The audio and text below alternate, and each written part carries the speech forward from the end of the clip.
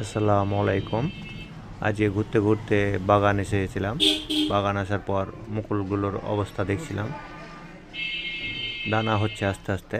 এই সময় একটি স্প্রে এবং পর্যাপ্ত সেচ দেওয়ার ব্যবস্থা করতে হবে 15 দিন 20 দিন পর পর, তাহলে গুটিগুলো আটকাবে। এই জন্য একটু দেখছিলাম ঘুরে ঘুরে সমস্ত বাগানগুলো। তো আল্লাহ যতটুকু রেখেছে ভালোই আছে আপাতত এখন পর্যন্ত। এখন দেখা যাক, প্রকৃতির হাতে তো কোনো কারো হাত নেই, তারপরে তো চেষ্টা করতে হবে। দেখুন কি বলছে পলাশ, হাসিয়ে দিল আমাকে। আমাকে নাকি সাকিব খানের মতো লাগছে বলছে। কি বলবো ওকে, লজ্জা লাগছে আমাকে। এমনটাই হলো আসলে।